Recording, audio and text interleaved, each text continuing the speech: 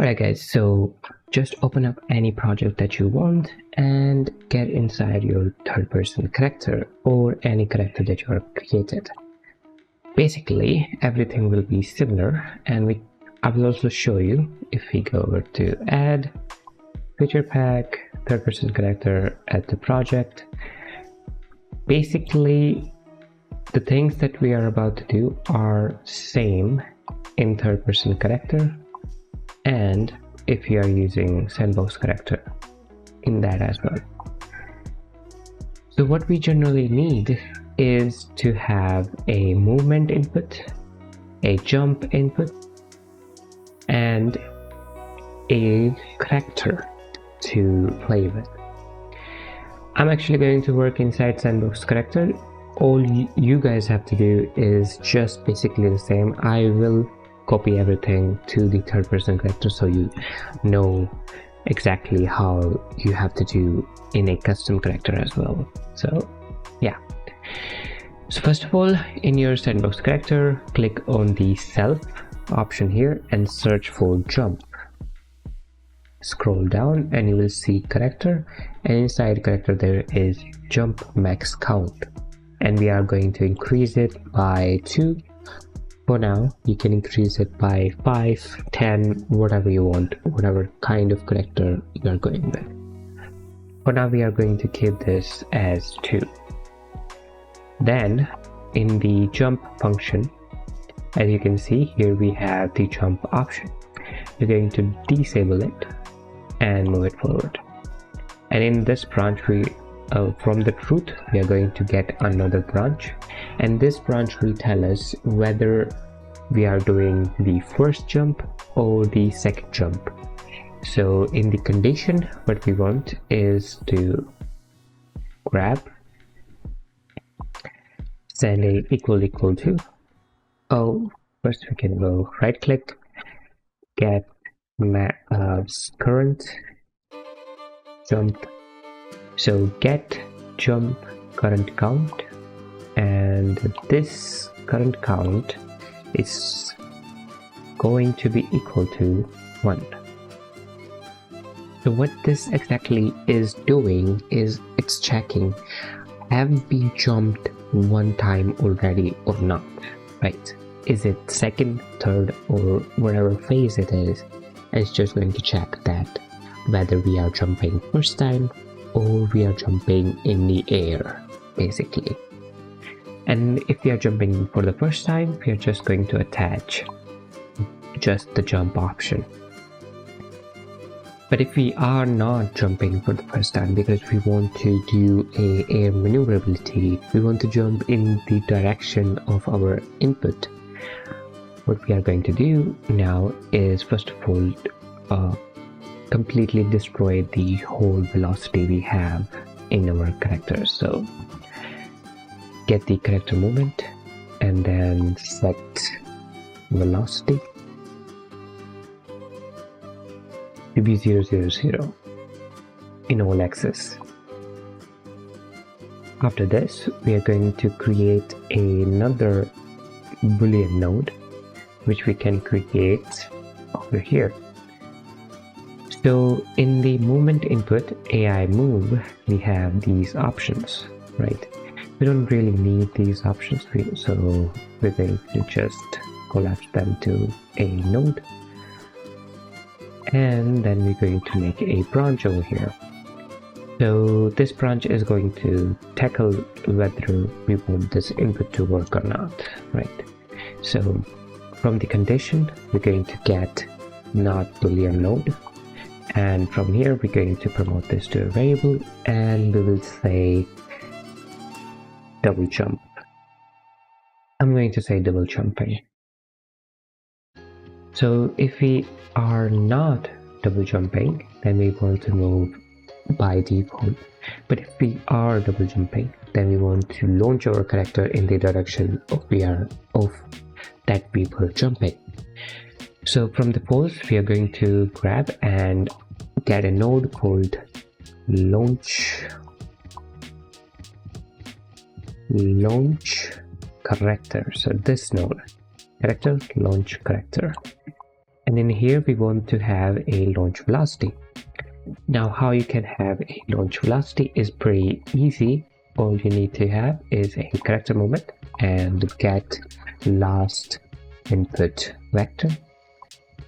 This basically will tell us in which direction our character was moving, or the input to move the character was in the last frame of the game.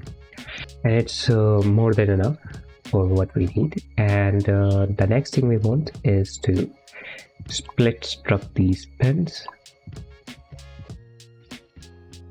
And we want another thing from the character movement, and that is the jump Z velocity.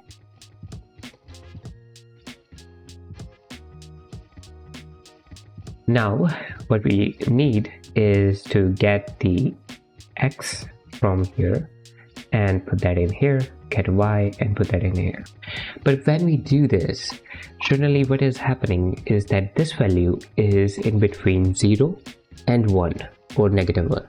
So this is between -1 and 1. So what will actually be going to happen is that the input that you're trying to make is just like a node of ours, so it will not really work in our favor. So what we need is to multiply this by some number, and that number is 500. You can change this number to your liking. I will also show you how much effective it is to change this even slightly. And once you connect all of the nodes, make sure that you tick both of these things so that the launch character will be able to override whatever values your character currently have. After we are done with the character movement nodes, we are going to come back here and set the double jumping to true. And after that we are going to jump, and then you can have the effects like first of all we are going to get some of the effects. So in content role we are going to add content break and feature, and we are going to add starter content at the project, because starter content have most of the particle effects, so we are going to add one of those elements. So from the jump we are going to add add spawner, yes, spawn emitter.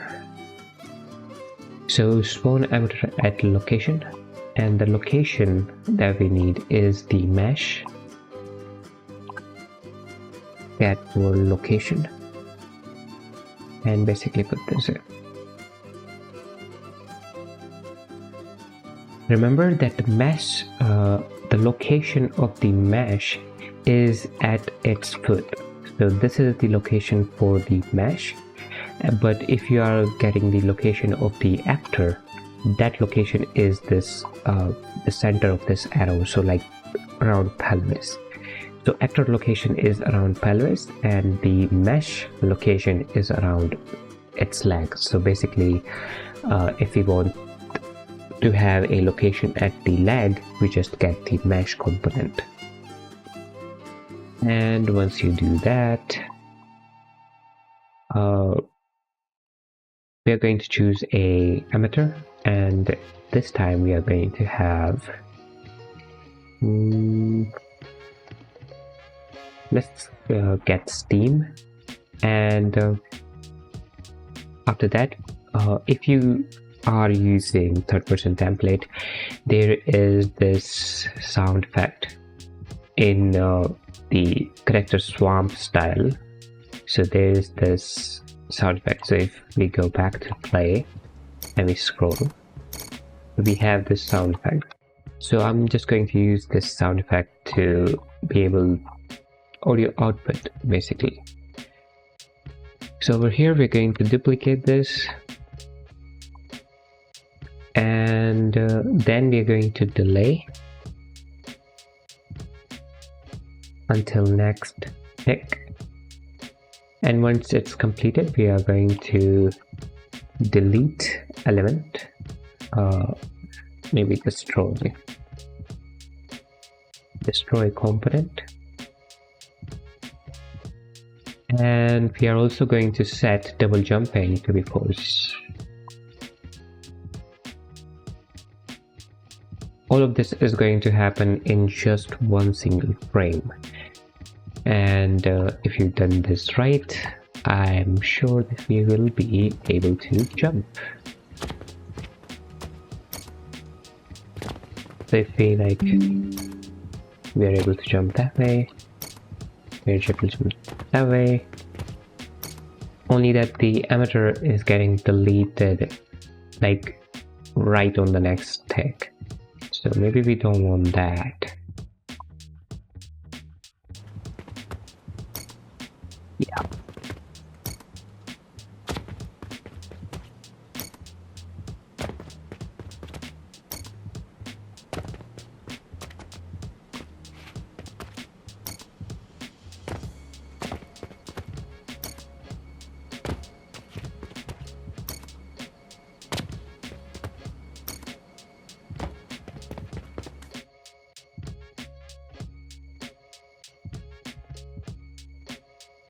Now let me show you how easy it is to set up a third-person character. So in third-person character, what we are basically doing is we are getting a jump and stop jumping on the jump action, and you can leave the stop jumping as it is, and all you need to do is from this moment forward just copy all of these nodes, Control X, go over here, Control Paste, and add them. Now a few of the things like this one is not in there, so just right click and make a variable. And the next thing is that we didn't set the jump count, so go to jump and set the max jump count to be 2. Next thing we want is to have the moment input to do something, alright, and now on to the moment input. What we're basically going to do is select these nodes, Control X, go back to the third person character, drag your moment input a bit far, and then we're going to paste them over here.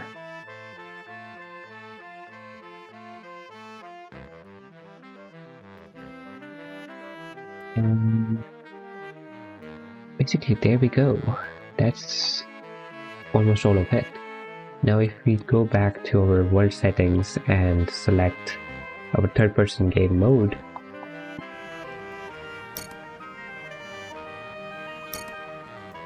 we'll basically be able to jump in any direction we want. And we can disable the orientation.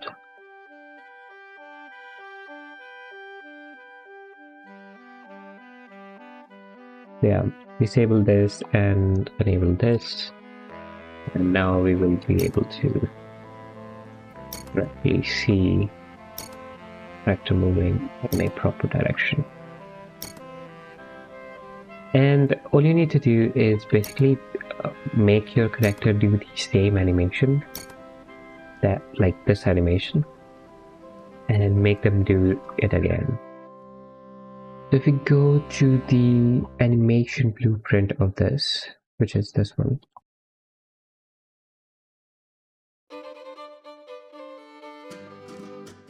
and go to animation graph, locomotion, this is idle and run, then in main state, this is the jump animation, right? Either we are falling or either we are jumping, that's the like base animation. What we need to do is basically when we are jumping, this is the jump sequence, right? So what we want to do is find this jump sequence like this one, click on the folder icon, right click, and create a animation montage.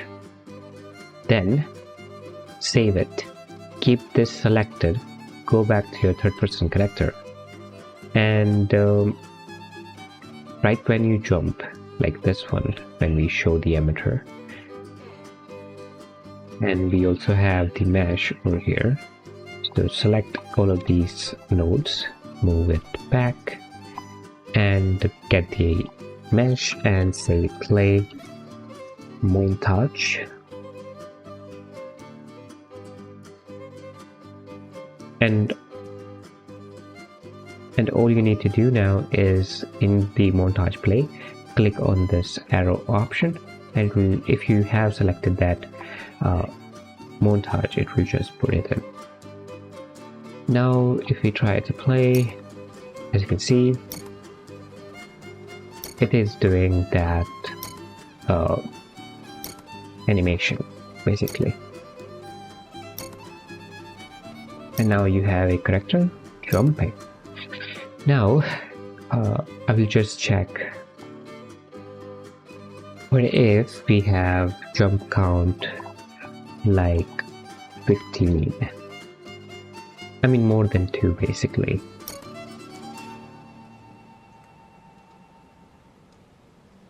So if it's more than 2, what's basically happening is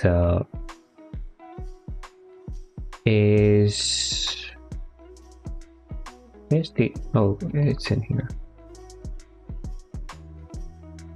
What's basically happening is that if this is not equal to 2, which means that this is not the second jump, then it's just going to jump, which means it's not going to jump exactly how we want in air, right?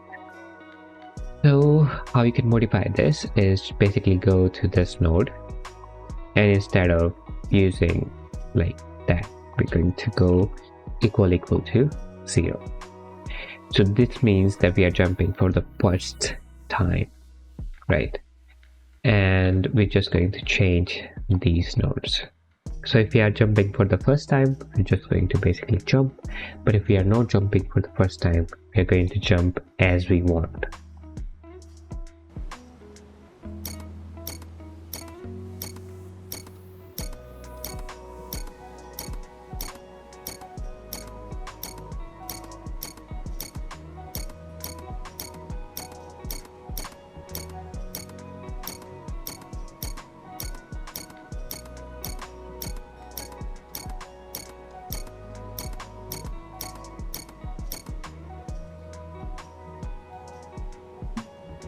And there you go, you have a jump functionality in your game.